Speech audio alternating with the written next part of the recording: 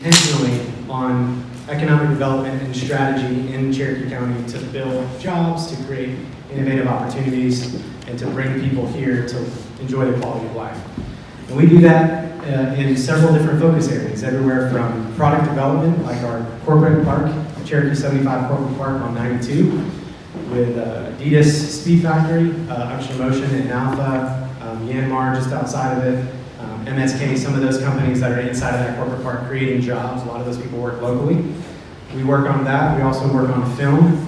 We have an awesome lady in our office named Molly, who's our camera-ready liaison, and she is the liaison between the film location scouts and the locations in Cherokee County, and she also helps expedite any permitting that's required when they come to a city.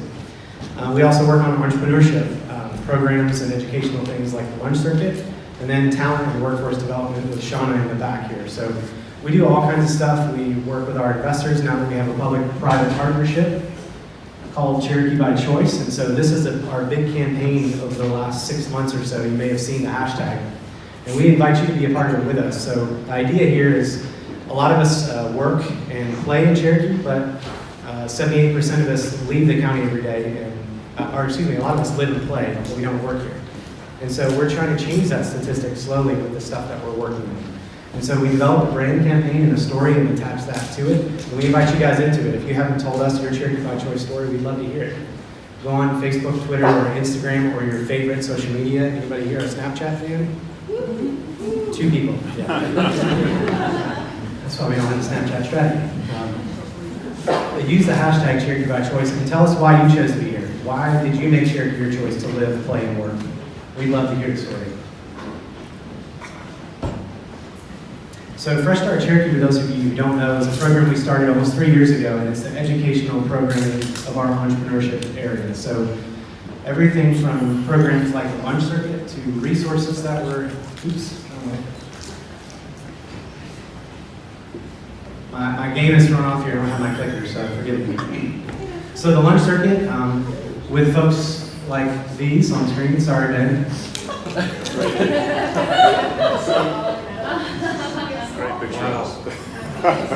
Or our program, 1 Million Cups, which is a bi-weekly program.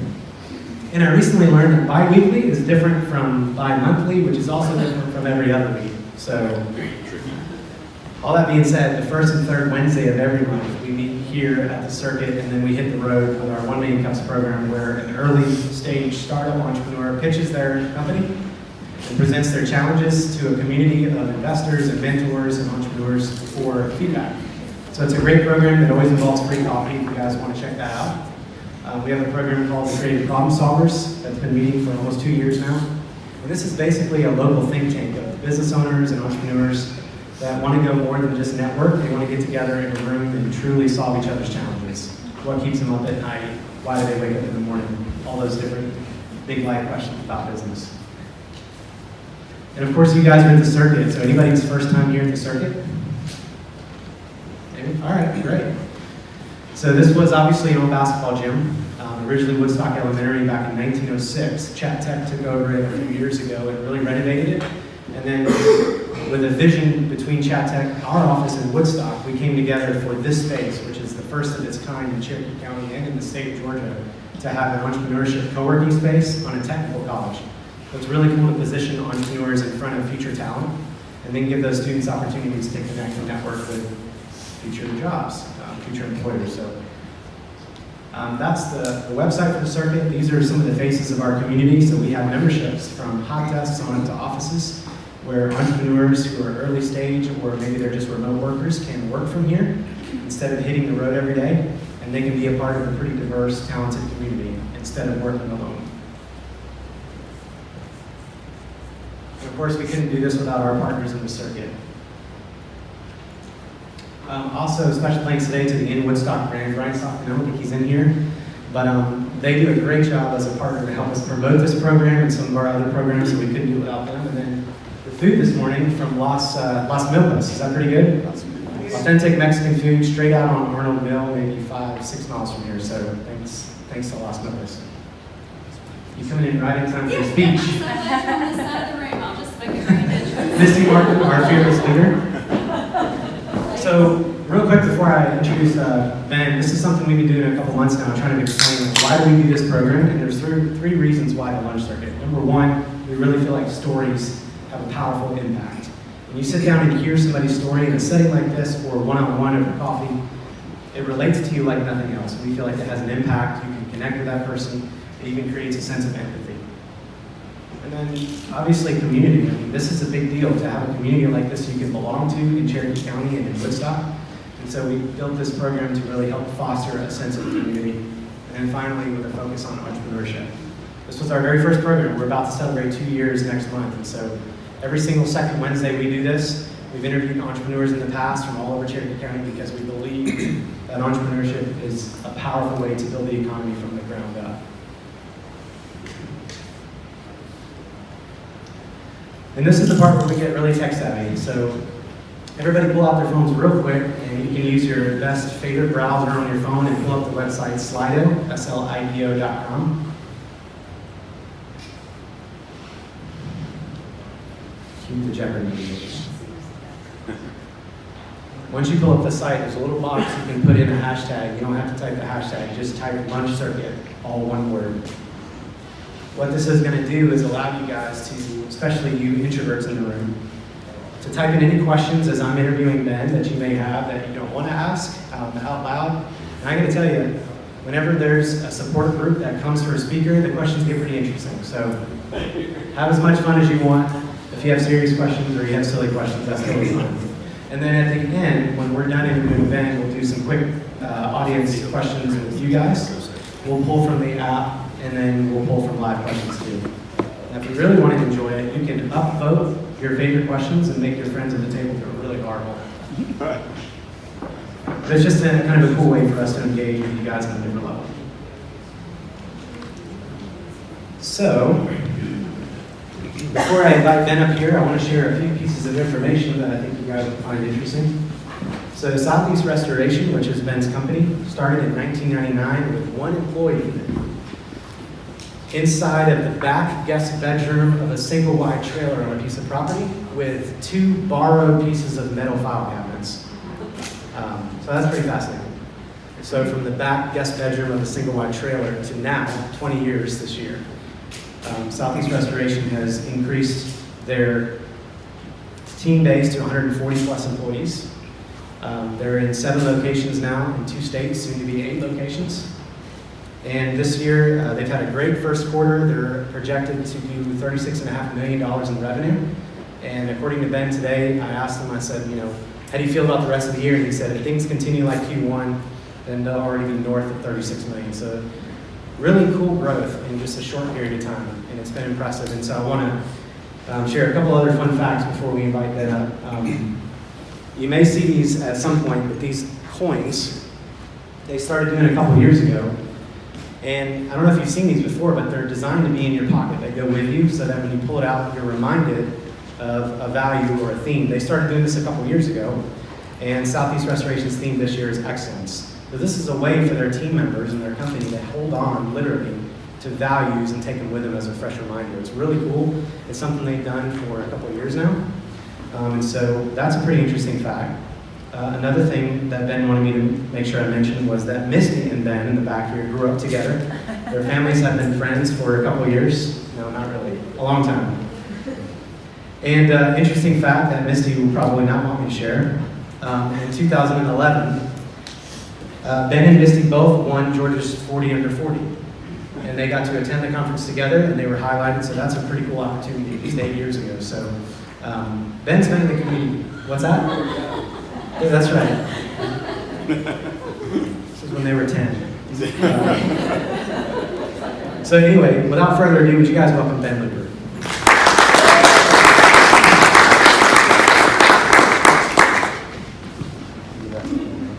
Thank you. All right, we'll do a quick mic test here. Down or up? Probably close. Okay. Yeah, I want to make sure they hear you more than me. All right. But you can definitely sit unless you want to stand. There you go. Which way? That'd be the first time we've ever stood. All right, so I want to start with a couple of quick questions, just shooting from the hip. You haven't seen these, No. which is intentional. So, I want to apologize to anybody that mentioned during any of these things? Ben's family is here, so let's keep in mind our audience here. All right. I want you to sum up your personality in a hashtag. Oh, wow.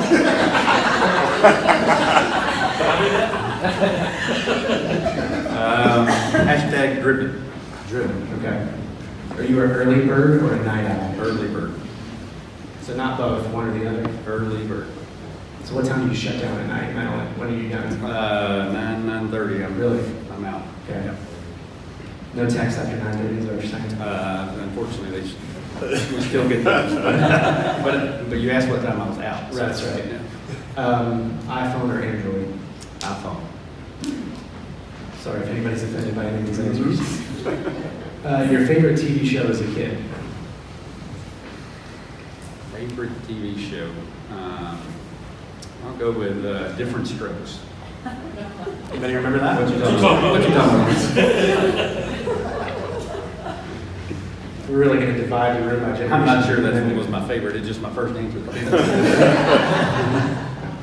The most dangerous thing that you've ever done? Skydiving. Okay.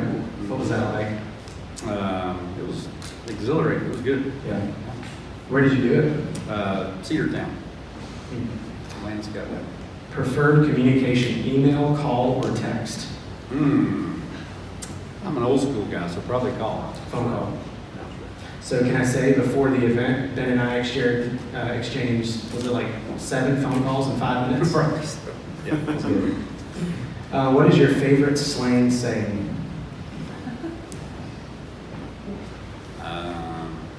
Or it doesn't have to be slang, just favorite. My family would probably do a better job answering this than I would. I don't know. I don't know. Maybe do I say anything slang? No. I'm not that cool. We can talk about it later. I'm trying to teach you. Bless your heart. Yeah. Turnt. Turnt? I'm going to go over English. Just say it. Turnt. All right, but I heard it. Hashtag turnt.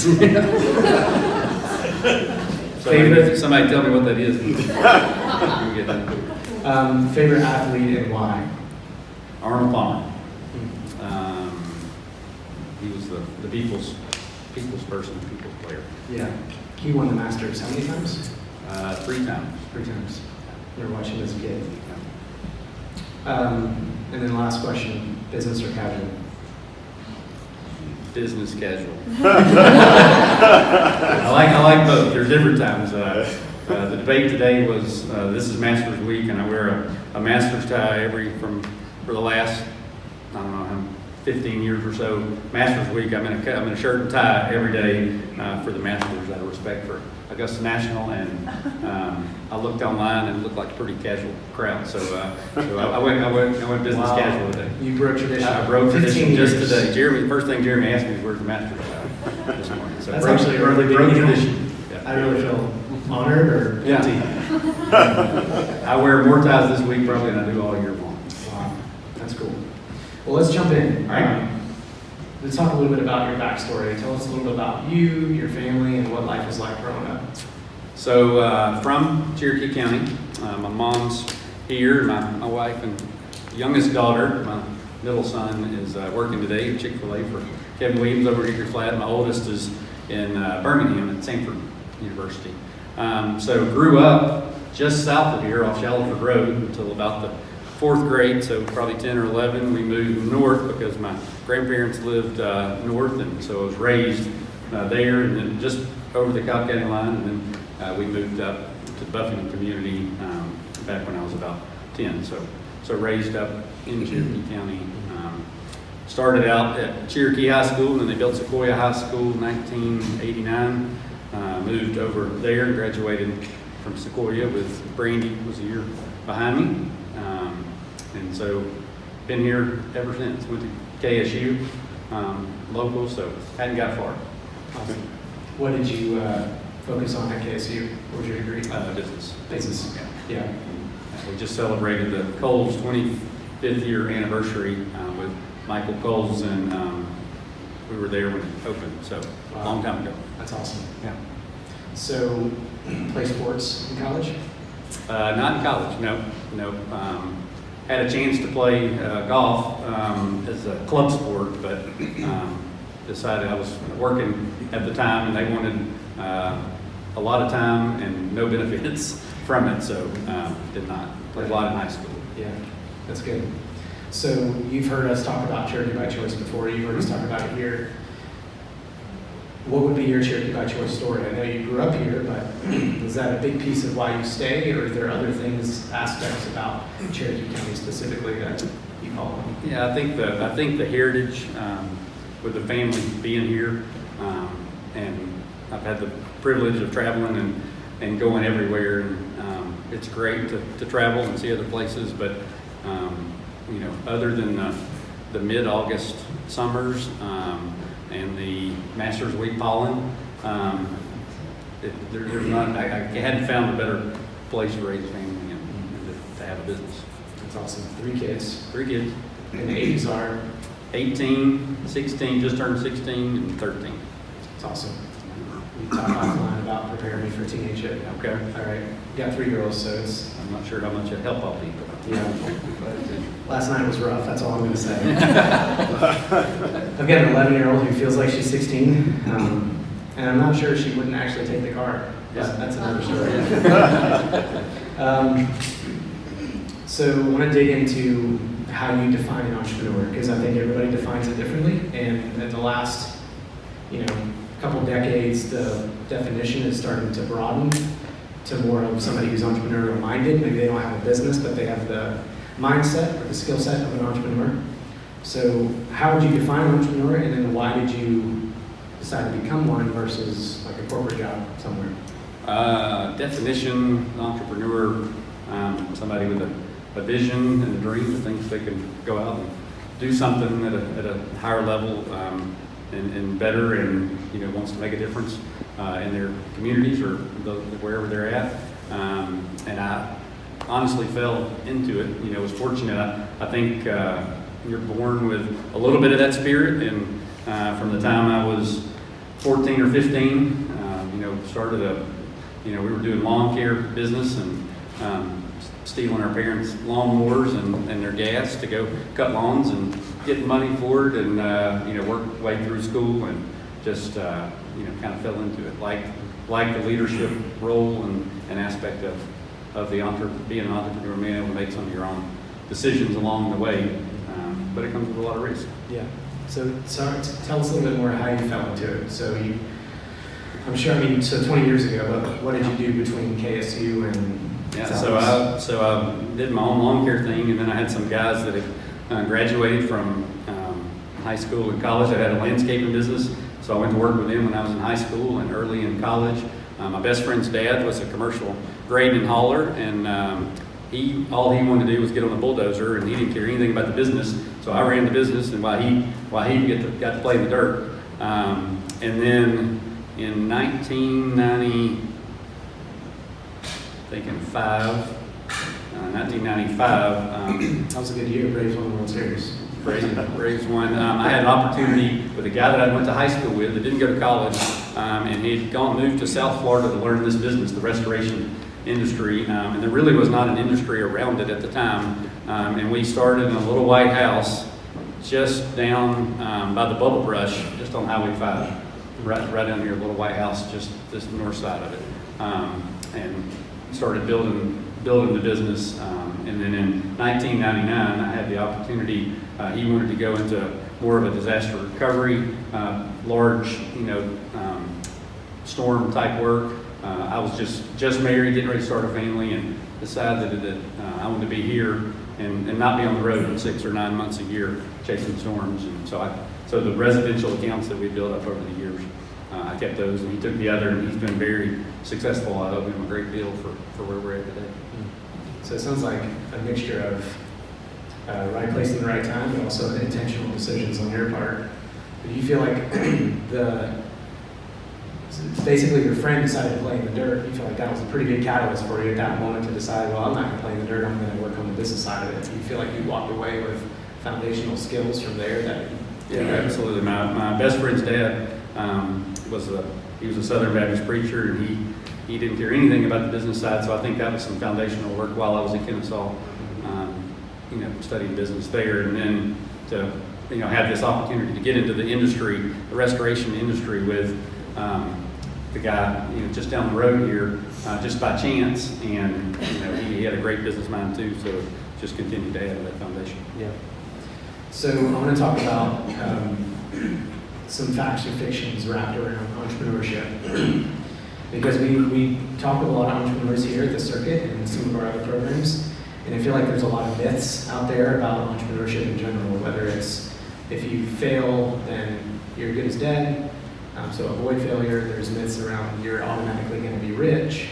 There's myths around it's like a 9 to 5, you don't have to do much more than after that. And there's just a bunch of myths, right? There's also myths wrapped around identity, like once you do something for 10, 20 years, you are what you do. Can you talk about any myths that you may have believed over the last 20 years that have become known to you that aren't true? I'm not sure any additional myths than you just mentioned. I think it is what you put into it. I think there are entrepreneurs that can start at 9 o'clock and cut it off at 5 o'clock. I'm not one of those, and my family will tell you I'm in an industry that's service industry that's 24 hours a day, 7 days a week, 365 days a year. Nobody knows when something's going to happen to their home, so we've got to be ready at all times. So it's kind of like first responders, whether it's a police or fire or something. So we've got to be on call and ready to go, all the time. So it is a little more difficult in that aspect, but I really love what I do, and I love work, and I love making a difference, in people's lives. I think a myth, you see when you think of entrepreneurs and starting businesses, a lot of it is financially driven, and I'm probably, and our CFO and partner, Jeremy Swafford's here, he'll tell you, I'm probably the least financially motivated person, CFO or CEO, president of any company. Jeremy does a great job of keeping me informed and making sure we got money in the bank, and Lewis Klein's here. Lewis was my banker originally in 1999, when you could call up your banker and say, I need some money because I'm broke, or I need to buy something, and he would put it in the account and say, okay, just come by the bank, in a couple of days and sign the paperwork. And that doesn't happen anymore. But Lewis is still to this day, we're loyal to Lewis and his team for what they've done there. But from an entrepreneurial standpoint, people think it's just going to be, you don't have to answer anybody and you're going to make a lot of money. And I think the more entrepreneurs you talk to, that's probably not the case. Right. So I want to talk about how you guys have scaled, because it's fascinating to me thinking about 20 years, which is a relatively short time, but a lot can happen in 20 years. 20 years ago, I was about to be 18. But 20 years dedicated to one thing, I think is a big deal. So I want to talk about how you've scaled and grown. One of my best buddies and mentors, who's actually in the back of the room right now, Rob Wilkerson. He probably didn't know I was going to quote him this morning, so hopefully I quote you correctly. He's hiding behind the wall. He said, when my dad and I had a business, we were struggling with some of the systems side of it, because my dad and I are naturally idea visionary guys and not systems people. And he basically said, Jonathan, people run systems, systems run businesses. Is that accurate? And so I think that statement that was made, almost 10 years ago was radically changed the way my dad and I ran our business. And so obviously you guys must depend quite a bit on systems to grow to where you are today. So talk about how you managed to do that over the last 20 years. Yeah, I think first of all, surrounding yourself with great people, with different talents than you got. That's probably been my key to success, is understanding what talents I don't have and then going out and finding the right people to do that. Jeremy's a great example. Jeremy was our commercial banker with Lewis back in 2008 when the economy dove, and I was interviewing for a controller position, and I was fortunate enough to steal him away from the banking industry at the right time. From Lewis, directly. From Lewis at the right time. But surround yourself with the right people, and then keeping yourself informed, being ahead of the curve with processes and procedures and systems in place. I was just showing a couple of guys this morning, what some of the stuff that we do, and daily tracking and technology just continues to amaze me with, everything that's out there these days, but being willing and able to change what you're doing and not get stuck in a rut, and making sure that the systems that you've got in place are actually moving the business forward, or being willing to step back and, if I say if it's not broke, let's look at it and see if we can't break it or do something else. So are you a systems guy naturally, or is that something you've had to bring in other people and say, create systems and processes? I'm a detail guy, so I love the systems and I love the numbers in place, but we've got smarter people than me running the systems out there. I need the numbers and information, and we can come up with the vision of how to move it forward. Right, that's good. So speaking of scaling a company like you've done from 1 to 140 people, it's 7 locations, about to be 8.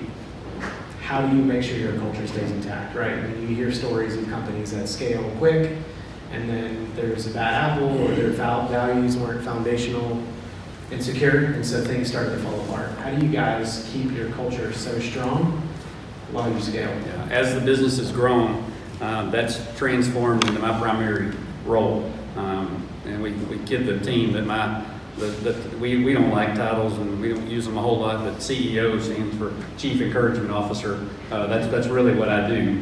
I like the detail. I like looking at the financials. I like coming up with the plans, but a lot of my day is spent around the team and encouraging team members, where we're at. We got a great retention rate. We do a lot of great things for the team members, but I'm on the road every quarter in every location, sitting down with the team.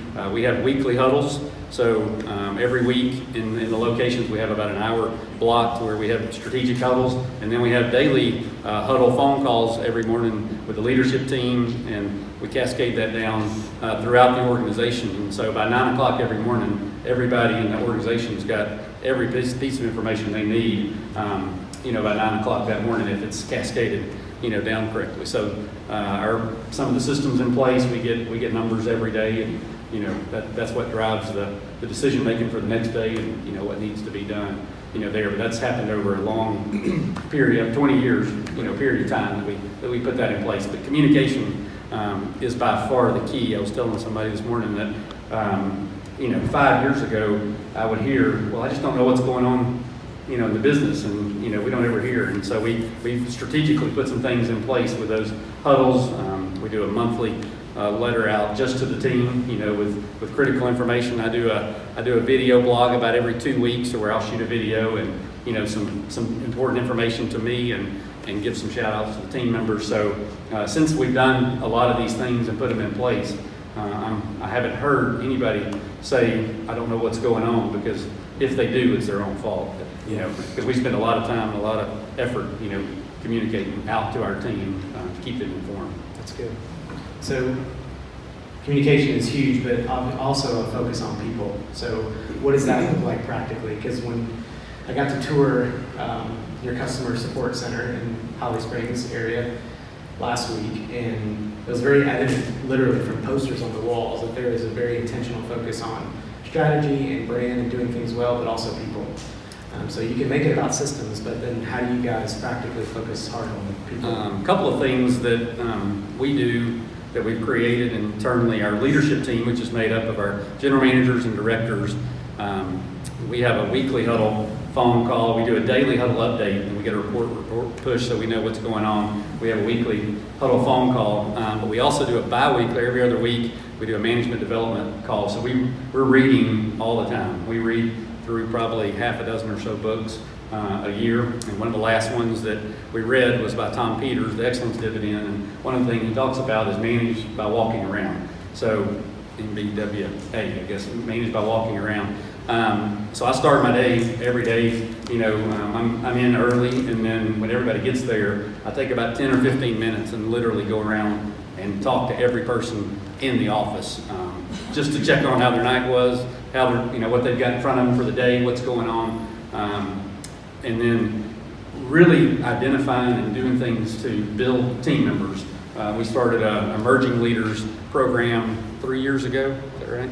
Three years ago, where we identify every year 12 up-and-coming leaders in the organization, and we feed into them with a quarterly meeting and an every other week phone call. We go through some of the same books, but some of the different, books, and have a hour and a half call, once every other week with them, but really just enhancing them. We've created our own university platform where we've got all of our content on there that people can go and take and watch and read and take tests on different aspects of the business. If they forget it, there's a platform that they can go back and take things from. So really just growing our people personally and professionally, and that's what we, the key to our business is our people internally and the trade partners that are out there doing the work. So helping and encouraging them. True, Kathy says, how do you know when somebody needs encouragement? And says if they're breathing, they need encouragement. So it's little things like writing handwritten notes. We've got a board that we pass, our gratitude board that we pass around our office, and if it gets on your desk and you got a note on it, you got 24 hours to write somebody else a note in the office and turn it around and encourage them about some of the things they're doing. So really doing some things probably outside the norm, but really team member focused to where they continue to be bought into the culture that we talk about. We talk about culture, core values, core competencies, our purpose. Every huddle, we talk about those things to make sure they're ingrained. Yeah. So talk about the idea of enjoying work too, because I think this is relevant to talking about people and culture. Because I know there's people that just don't enjoy work. They don't enjoy their work. They don't enjoy work. Period. It's boring, or it's too hard, or it's like a means to an end. Yeah. How do you approach work? I know you seem to enjoy it, and then talk about where did that come from? Yeah, love what we do. We get the opportunity, and as I said, I fell into this industry when there really wasn't an industry, so just happened to be in the right place at the right time.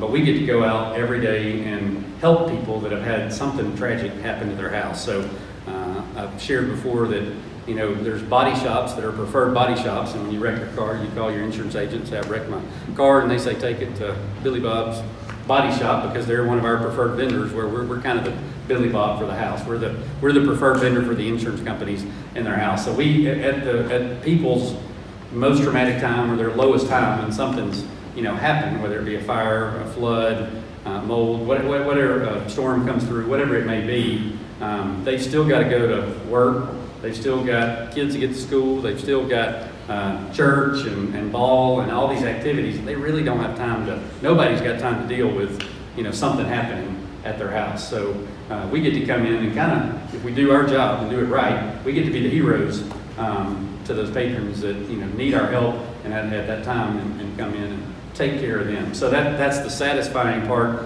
to it. And then, secondly, the enjoying part, one of our core values is to make it fun, and we probably go overboard sometimes. This is my assistant's back here, and she's easily scared, so we hide around the corner in the office and scream out of a bullhorn. That's awesome. We usually videotape it, and she has cried. We can get them on YouTube. But we all have a great time. The people we work with, we do life with. We're at work over half our lives anyway, and the families are all close. The kids are all close. I was in Pigeon Forge the end of last week, and one of our team members' family was up there. He was not up there, but they were up there, and I ended up being his daughter's riding partner on the roller coasters because she didn't have anybody to ride with her. So we do life together, day in, day out, and it's a lot of fun. We get to, but helping people restore their lives, getting them put back together, and the more we can keep off of them, they still got to make decisions on what color paint or what color flooring, but the more we can take off of them so they can continue their day-to-day routines, the better it is. So yeah, that's the enjoyable part of it for us. It's the finished product. I want to talk about, so I'm just trying to watch the time here. I want to talk about mentorship, because that's something that's fresh on our team's mind.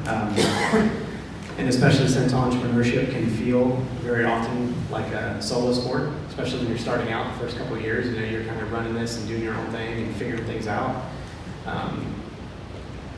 have there been mentors in your life or in the life of you and your family or business partners over the last 20 years? And what kind of an impact has that left on you? Yeah, certainly have been mentors. Some that knew they were mentors and some that didn't. Kathy, I mentioned Kathy earlier. We used to ride down to Cumberland Mall to get a Chick-fil-A sandwich. Now you can go 5 minutes from your house and get one, but we used to make a trip down Highway 5 here, and before there was 575 to Cumberland Mall to get a Chick-fil-A sandwich. But his example, and then I've had numerous local, either entrepreneurs or businessmen that have kind of taken me under their wing and have been there, for me and been available to help me in a mentoring relationship and get me through some of the questions and tough times. And then I was led about 12 years ago to start mentoring young teenage men. And I take one at a time and feed into them. And that's probably one of the more rewarding things to see where they've gone on to and grown. One young man started as an intern in our office 11 years ago, and now is our COO in the business. Went through school, went to work at another commercial construction firm. We had a chance to bring him back, and he is a unicorn. He's a special young man that we were able to do. But it started with a mentoring relationship that long ago. So I've had an opportunity to do that with half a dozen or so young men that are at this critical age of 16 to 18 in their lives, that they need some adult mentoring. And sometimes their dads are great people and they got great relationships, but there's just some things you can't talk about with your dad. So you need and they're either going to go to their friends that are 16 or 17 years old and get the answers, or hopefully they got somebody in place. So that's been a big positive for me. It's been more enjoyable probably for me than it has for them to spend that time and grow together. That's awesome. So we have a couple minutes before we go into audience Q&A. So sure. I want to ask probably one question is all we have time for, but could you share a loss or a mistake in the business or a time in the last 20 years that you just felt like, man, we really flubbed it up big time, and what did you learn from that? Probably two things. I had a guy that after I'd started the business in '99, guy that I grew up with, we'd been friends through school, and he was a fireman and was working 24 hours on all 48 hours. I needed some help. He came to help me on those days off. A couple months into it, he came in one day and said, "I quit the fire department. I'm gonna do this. I'm gonna do this full time." So we ramped up the business, but we were cut from two different cloths. We had a different set of morals and values and ethics, and it wasn't a good fit. So that for a couple of years, and then in 2004 decided to split the business and let him go do his own thing, and then not start over, but essentially start afresh. Start Southeast in January 2005, kind of on a new uphill take from there. So that's probably was the hardest thing is, and the biggest lesson learned is know who you're getting in bed with or working with, from a business standpoint, to make sure that y'all are equally yoked or got the same vision as you move forward.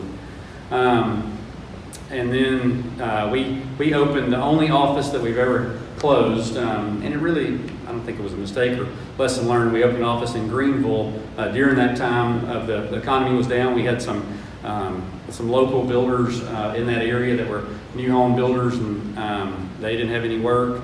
We had been asked and looking into that market, so we went up to that market for about a year and a half, 2 years until their work picked back up, and then we kind of dissolved that and moved and opened up a location in Augusta, and that's been one of our most successful offices in Augusta. But the Greenville thing taught us, a lot of lessons about, partnering in the business that far away and doing that. So we fortunately were profitable and got out. They wanted to be back in the new home building. They didn't care about the restoration industry. So it worked out good. So talk about a win, a big win or a win or two that you're proud of over the last year. Wow. Big win. continuing to grow the business. Like I said, I'm not financially driven, but I am driven by adding team members and butts in the seats and watching people grow in the organization, move up through the organization. So we're up, like you said, to 140 team members. That's what gets me excited, is seeing people getting added to the boat, and as we continue to grow, through the organization. We've had some great wins with either locations. Every location we've planted, we've been able to either give an opportunity to somebody in one of our locations that's from that area, or bring somebody back home. I mentioned the Augusta location, the guy that runs that, him and his wife were living in LaGrange working with a restoration company, but were from Augusta and wanted to move back home, and it was a great culture fit, and he has just gone over there. Literally, we've been over there 6 years this month, and we've gone from not having a presence in the market to now we own that market in the restoration industry. We've taken over that market, and there's some guys that's been there 20 plus years that we've been able to go in and have that kind of impact. And it's because they're from that area, they know the people, they love that area, and they work our systems hard. So seeing some of those, anytime we get a breakthrough with certain carriers, we work for, I think it's 13 of the top 15 carriers, but there's still some carriers that, even in the first quarter of this year, our Director of Business Development, Chris Freeman, has had some breakthroughs with 4 different insurance companies that we're starting to do work with as preferred vendors. So, that's exciting just to see new work coming in from different areas that we haven't seen before. Well, so final question, and what role, just think about your family.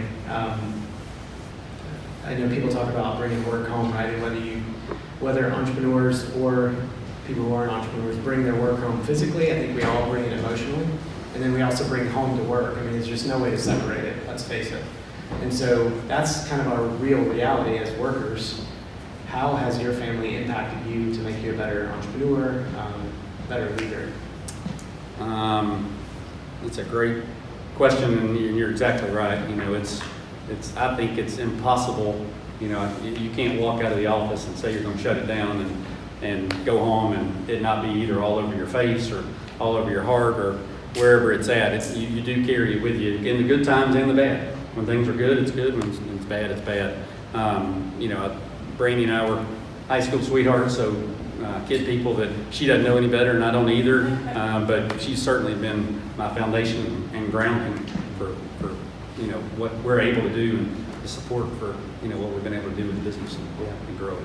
And what about just the impact on what it's like to be a dad, and you feel like your kids have impacted you as being a leader? Yeah, that's interesting, because I grew up with a brother, and God decided to give me 2 daughters and a son that is like me in some ways and not like me in other ways. I tell people, well, we got 3 kids, and they're as different personalities, sometimes as they can be. But yeah, just being intentional about spending time with them, watching what they've been able to do and the success they've been able to have, and just their short period here on earth has been beneficial to me to see the positive change. That's awesome. Well, thank you. And I know we could go longer, but I want to transition now to you guys for the time we have left for questions that you may have. And while we do that, if I could get somebody to help me bring 2 more high top chairs up onto the rug, would you mind, Heath? And then I want to ask Melissa and Jeremy to come up here with us. Is that okay? Heath, just bring one more. I'll stand up. Bring one. In case you guys want to ask any questions about, or one more, okay. Any questions operationally, culture-wise, people-wise? Ben thought it'd be cool to have Melissa and Jeremy up here as well to field questions. So I'll start with one here from the app. They're all anonymous except for one brave person. So thank you, Beth Morgan. I don't know if she's still here. So Beth says, what is your 3 to 5 year vision for the company? You want to hear that, or you got it? Oh, that's for me? No. Depends on the I was just getting to the we do have a strategic plan in place for growth and revenue and team members that we track towards, and it's a 3 to 5 year plan. I have a hard time getting and thinking that far out, because every time we've done that, we've been able to exceed what we thought we could do. So I don't want to limit ourselves, but it's in God's plan and God's timing.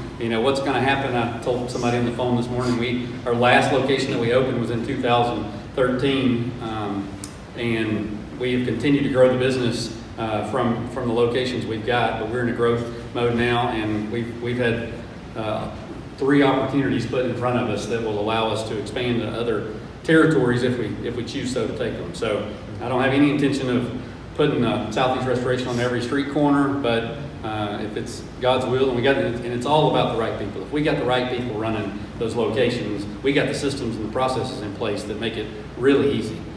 We can have all the systems and processes in the world, but if we don't have the right people running them, it won't work. So literally we could have 2 to 3 additional locations by this time next year if they all went through, but they don't always all go through. So. Right, that's a good point. All right, any questions from out here on anything for Ben or the team? Ben? Yeah, you touched on it a little bit, but your decision-making process, what does that look like internally? Decision-making processes For your company? Yeah. Personnel-wise, or from a business? From a business strategy standpoint. So we use Jeremy and I went to a conference up in Chicago about 10 years ago, and there was a guy, Vern Harnish, that had written a book called The Rockefeller Habits. Since then, he's rewritten it, and it's called Scaling Up, and it's a methodology of systems that and communication tools that you put in place that allow you to make more strategic decisions on that strategic plan that we talked about. And so Scaling Up is kind of our business Bible, if you want that. It focuses on strategy, execution, cash, and people. So those 4 areas, anything can fall under one of those 4 areas, and that helps us kind of stay guided, where we're moving from the decision. Thank you. That's good. I have kind of a sort of a 3-part question. The emerging leaders program that you created. Can you elaborate a little bit more on how that works? And secondly, what factors do you try to really foster in those people? What are you really trying to emulate or teach? What is it you really want to turn them into in the end? What are the thought processes that you're trying to build into them? And then the last piece of that will be, do you ever worry about training somebody so much that when you get done training them that they might leave you? Yeah. Do you worry about that? Yeah, sure. That's a age-old question. So first, the Emerging Leaders Program was just something I had on my heart and wanted to do for a long time. And as the business continued to grow, we knew we needed to be identifying and feeding into some of these new leaders. So I started putting a curriculum around it. A year later, we started the program, and we asked our leadership team and our Emerging Leaders alumni to identify the team members, and they have to, it's an application process, and they have to write an essay and why they are interested in the Emerging Leaders Program, because it's additional work. They don't get paid any additional for it, but it's additional work that they get to go through. But they get an inside look in the organization that they wouldn't have otherwise, because we can't do that with everybody. What we really try to foster is servant leadership. I mean, we really try to instill servant leadership into each of our emerging leaders and our leadership team. Serve with compassion is one of our core values, and really giving them tools and opportunities to build themselves as servant leaders. That's our hope and their goal, and our goal that they're going to be inspired. By the time that it gets to the end of the program, we don't guarantee a promotion or we don't guarantee anything, but it elevates them and certainly gives them a leg up when they've been through the program. And the last question. How do you deal with the fear of The fear of them leaving? That used to be a great concern, and what we have found that if we do the right things and we put all the right tools in place and we feed into these things, and one of the things I talked about was really growing your people personally and professionally. There's just not a ton of opportunities for that to happen in other organizations, and I don't know why. you would think it would be primary, but they're focused on different things. And so we feel like by doing that, our retention rate is high. And then we do have team members that get great opportunities, and they go out in the field, and we just had 2 recently that have come back and said the grass wasn't green, it's green on the other side. We care more about the culture and what we're doing here as an organization. So that's always satisfying when that happens. Plus, it's a blood oath covenant, so you really can. He didn't mention that. Any other questions out here before I go back to the app? Yes, I've got one. Ben, I'm a prior customer and in the process of becoming a repeat customer, and most of that is because every single person I've known with the organization has been stand-up, so I thank you for that. I'm really just curious, what percentage of your business comes from being insurance paid versus homeowner paid? Yeah, Jeremy would probably be more apt to ask that. It's almost all insurance paid. We don't take on any typical remodels or homeowner paid work unless there's a really slow time, or there's repeat customers or people that we know that are looking for our help, somebody that we worked with and been able to do that. So it's mainly insurance based. The insurance company, it's kind of a cycle, but the insurance company pays the customer, so the customer ultimately is responsible for paying us. But we've kind of, no pun intended, but we've got an insurance with having the insurance company be a partner with us to go back on if the homeowner decides to cash the check and not pay us, and that has happened too many times. But we do all the work, and they say, sorry, I've spent the money. And then Jeremy and his team get to chase them down and show up at their doors and that's a baseball bat. That's the fun part of the job. Yeah, that's the hardest thing. But thank you, and thank you for saying that. That's the greatest compliment we can get. Is anytime that we've done work in somebody's house and they're willing to let us come back in and do more work, and then having the people on staff to be able to carry out those core values. That's critical. There's a question on here. How do you market your business? Ours is really relationship based, and with the insurance companies, in our industry, there's a TPA or a third party administrator segment of our business that is a middleman group that is between us and the insurance companies that we have to do all of our certifications and business licensing and background checks, and then the insurance company feeds a claim to them, and then we get it assigned to us, and that's a big trend in our industry because the insurance companies are wanting to remove as much liability from themselves as possible, doing that. So we do a lot of our work, consistent work with the TPA, so a lot of marketing there, local insurance agents and that Jay Willis from State Farm is here, and local insurance agents that we've been partners with for years, and we go back and really our goal is to take care of their customers. At the end of the day, we want them to have retained their customers, and if we do our job right, they get that renewal at the end of the year. They're happy in case anything else ever happens. If we mess something up, then the agent has to get involved. They have to deal with it, and that's not what we want. We want to make sure that we're taking care of that homeowner for the agent. So when they get, when something happens, they call the agent back and say thank you for referring us to Southeast. Just a follow-up to that, from a marketing strategy standpoint too, just practically, are you guys on typical social media and website, SEO marketing, and all that kind of stuff too? We are. We've got a creative director that's been with us now for about 8 years, and he manages all of our social media sites and website and positive reviews and everything there. It's the same guy that makes and designs. He does. Yeah. Anything you see with a logo on it, David Ruff is responsible for. So he has to deal with me. I'm a little on the creative side and the detail side. So he has to deal with me on some of that stuff. But one of the greatest compliments we get is even as we've been growing the business is you present yourself as a much larger company than you are, especially in some of these smaller markets, and we're able to do that through some of that branding.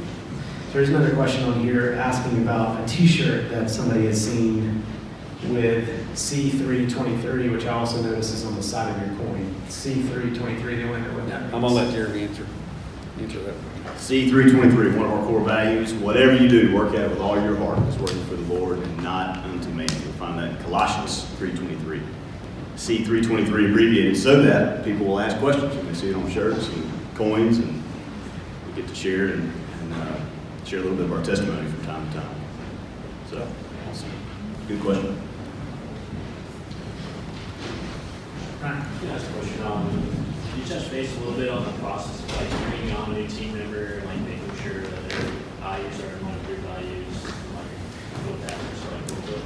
Yeah, Melissa's a big part of our onboarding. So Lindsay, we've got a director of team member development that does all the recruiting and goes through, and I don't know how many check marks there are on the onboarding process, but we go through, we're really cautious and careful about adding team members because we want to make sure it's the right. So they go through a vigorous number of interviews, either phone, in person, with other team members. They come and do a ride-along.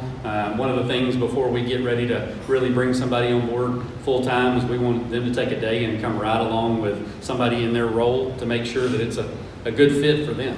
And sometimes it is, and sometimes it scares them to death and they're not interested. But the onboarding process, we would love to be able to speed that up, but through different resources and everything that we see and read, it's critical on the front end to make sure that people are aligned. We are a Christian organization, but that doesn't mean you got to be a Christian to work for us. We've had people in the past that have come on board, and we've been able to positively influence in that area. And we're not going to hold that against anybody, but with our values and what we do on a day-to-day basis, they see through and are able to see that. So onboarding, is a lot of steps. I think it's 160.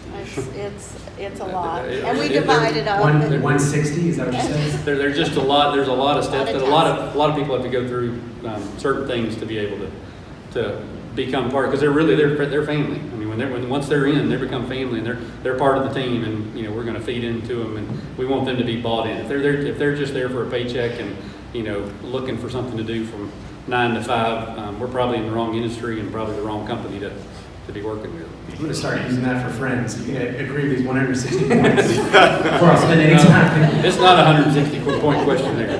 No, and it starts with our website. You can go to join our team that way, or through Indeed, other means that way. And then usually from there it starts with a phone call, and you can gather a lot of information about somebody from a phone call, and just get to know them and see how comfortable you are with that person, and then that would lead on to possibly meeting with someone directly with our company. So, and then all those tasks of onboarding them, but it's very enjoyable. Our greatest referrals are internal, ourselves. personal referrals. So we've got a team member referral program set up. We would much rather put money in the pockets of our team members for referring other good team members than to give it to recruiting agencies or people that don't have any buy-in to our business. So we put together an intense team member referral program where they get paid at 6 months, a year, and at 2 years. If they're still a team member and the other person's still a team member, they get cash for referring. Good, and that's our best referrals by far. That we get is team member referrals. Melissa was a team member. Was a referral. Misty? So I want to know what's scarier, more challenging, scaling up from an employee standpoint and know that you have that responsibility of that person's family on your shoulders, or is it the fiscal side of it from buildings and centralizing locations and that kind of thing? Or both? Yeah, I think for myself, it's the people side, making sure we're doing the right things to keep the people that we've got as team members and then recruit new team members that are going to help take us to another level. People that are difference makers in doing that. The locations and the facility parts are the fun parts to me. And it's different in every location. We own about half of our buildings in our locations, and we lease the other half, and it's all strategic, which way we want to go, in those locations, depending on the market. So that stuff doesn't keep me up at night. And really, Brandy can tell you I sleep good. I don't have any problem sleeping at night. Because if you do the right thing for the people day after day, I think it pays off, and you can sleep well at night. So as we continue to grow, with the organization, and not only do we track the number of team members, but we track the number of family members that are attached to that team, because that's a big part. It's the family. We buy the whole package. In our vision statement, it says we want to make our team members and their families happy. Because if they're happy, but their families are not, we're going to have a hard time keeping them on board. We want to make sure they're happy there. And let me just say that he does things like, he will write a note. You talked about those cards that we send throughout the office to different team members. He'll also write a note to our spouse and let us know that he appreciates us and the hard work that we put into the business. And that, as an employee, means a lot, that he is reaching out to our family members, telling them how proud he is of us. Plus, you're riding roller coasters with people out of town. Riding roller coasters. What a guy. That's right. Yeah. That's commitment. That's right. I'll see you in 3 hours. Love it. The kids are our future, so they're the important ones to me. That's true. Love the kids. Yeah. There's a pretty serious question from the app, and I'm not sure if I should really ask it. Yeah. Have you ever proudly worn a Speedo? Now, you don't have to answer this. That's right. Yeah, I know the anonymous. All right, moving on. Next question. No, and I will only tell this because he also wore one. Yes. So my best friend Kip Wilbanks here, we travel together with our wives, and we've been close for over 15 years. And so last year, was it last year? Was it last year? Year before last, we had an opportunity to go to Maui to celebrate Kip's 50th birthday and Kip and Candy's 50th birthdays and our 20th anniversary. So we made it big, and we went out to Maui, and knowing that we were going to do that, and there shouldn't be anybody else that we would know anywhere in Hawaii. This was planned? This was planned. I ordered, without his permission, I ordered 2 black Speedos, and then I went and had a local T-shirt company print Brandy and Candy's name across the back. Big white letters on the back of the Speedo. So we had a great. We put them underneath the swimsuits, and I think it was the first day we put them underneath the swimsuits. We got down to the pool, and they were putting stuff on the chairs, and we dropped trowel, and they had their names on the back of them. She's still traumatized. So everybody around the pool enjoyed them as well. Kip hung in there with me. He tried to put his other suit back on. He hung in there. It's too late. You've already committed. Just had to lighten the mood a little bit. We're committed. I'm pretty sure that would be a deal breaker with my wife. I was not expecting that question today. Yeah. And we're out of time, so we were making it fun. There are pictures around. Yeah, there's still pictures. No, we don't want this to be the last lunch circuit. So we're out of time. If you feel like you can answer it super fast. Then you ask these two some questions if Yeah. you get time. There- But so- yeah, I can answer another question. And then we're out of time, so I can let people ask you maybe offline if you have a Sure. comment. Yeah, I'll be around. How do y'all express philanthropy in the community? Each community's different. We have a sponsorship budget that we work with every year, and then we have an initiative around widows and orphans. So, we identify areas where widows need help, or there's some orphan children that need help, and then in each community we have service days every quarter, and then we do one big annual service day in October for the whole company, and we go out and identify areas to give back and to serve in the community. So, Ben Hernandez story. yeah, you tell them. We had a team member last year that we tragically lost to a brief bout with cancer. He found out in August and passed in December, and left behind 7 kids. So we were blessed to be able to partake and still partaking in her life and their lives. provided Christmas to them and their family on short notice. They were doing treatments all over the country, internationally as well. And that comes right from Ben's heart. So I think we're wrapping up. So if I can just say in 30 seconds, I love this guy. I love this guy. Who you saw today is the real deal. I mean, what you see is what you get. Wednesday at the circuit, Sunday morning at church, Friday night around the dinner table with his family. I mean, this guy is genuine as the day is long, and I've been blessed to know him for a decade and work alongside him. But this is the genuine article. So grateful for you, Chief.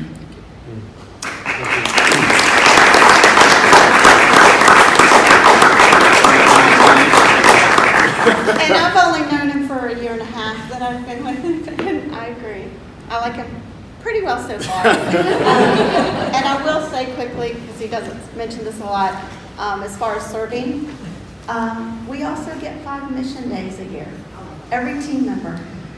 And we just had someone serve in Kenya for a week and a half. This is her 2nd year in a row going, and it's truly been a blessing for her. And you know, if we all could get away and serve like that for a week, but he does offer that to us, to every team member. Melissa is the saint. She has to put up with my schedule and my pace. That's Brandy. And she does a great job. Somebody was asking about if I'm available on a certain day, and I said she knows my calendar better than I do. So she has to take care of me and make sure I'm where I'm supposed to be and when I'm supposed to be there. And You can thank me, he's here it's today. phone calls and text at 10:30 at night, or when I'm probably asleep, or at 6 o'clock the next morning when things that need to be done before the day gets started. So she's my right hand there at work. So we're very grateful for her. And I thought I was pretty responsive on email until I met Melissa. So it's almost by the time I've hit send, there's a reply back. Right? That's Not only she handled her email, she handled mine too. So she gets all my emails. So thank you, Ben, for the time. We really appreciate the story and for being a part of it with us. I'm gonna be around for a little while. So Yeah. So would you guys give it up for Ben one time?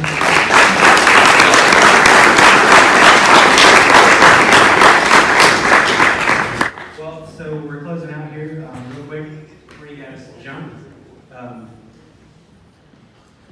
Thank you, by the way, for taking in the app. That was helpful and fun, and for the speedo question.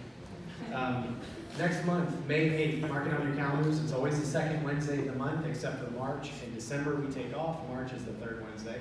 But May 8th, we're exclusive to you guys first. So we're going to feature Junior and Brian Aaron of Woodstock Furniture Outlet. Fascinating family. I mean, they have just put in years of work in this community and serving with servant's heart, building a company. They just had their ribbon cutting at their new distribution center out in 92 at our corporate park. And they're just phenomenal people. And they've managed to scale this company over the last, how many years, Misty? I was talking. No, it's okay. Woodstock Furniture. You still talking? I want to say it's at least 20 years, if not more than that. So mark your calendars. We'll send out, if you want to get an invite or reminder for this particular event and you're interested in coming, make sure you leave us your email. And without further ado, that's it. You guys feel free to hang out for a few and come talk to Ben. Thank you so much.